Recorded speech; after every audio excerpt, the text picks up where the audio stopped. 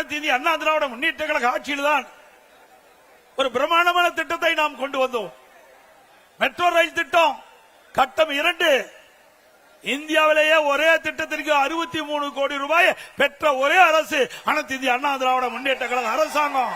இதுவரை இந்தியாவிலே ஒரு திட்டத்திற்கு 63 கோடி ரூபாய் 63,000 கோடி மத்திய அரசு அனுமதி வழங்கியது கிடையாது. அனைத்து இந்திய அண்ணா திராவிட முன்னேற்ற கழகம் ஆட்சி செய்த பொழுது அம்மாவுடைய அரசாங்கம் மத்திய அரசோடு இணக்கமாக அணுகி சென்னை மாநகர மக்களுடைய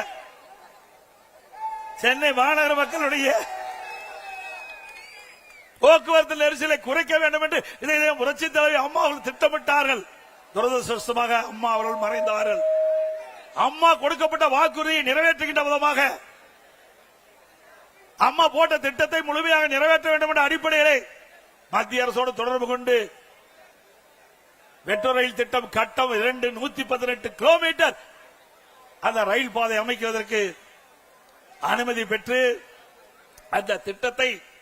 அந்த திட்டத்திற்காக மத்திய அமைச்சர் மரியாதைக்குரிய உள்துறை அமைச்சர் அமித்ஷா அவர்களை நேரடியாக சென்னைக்கு அழைத்து அடிக்கல் நாட்டிய அரசாங்கம் அதிமுக அரசாங்கம்.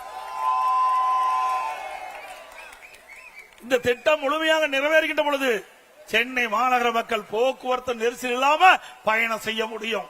இது அதிமுக ஆட்சியுடைய சாதனை. அதிமுக ஆட்சியுடைய சாதனை. சிந்திச்சு பாருங்கள். இப்படி ஏதாவது ஒரு பெரிய திட்டத்தையாவது 5 ஆண்டு காலத்தில் இந்த சென்னை மாநகர மக்களுக்கு கொடுத்திருக்கிறீங்களா? இல்ல.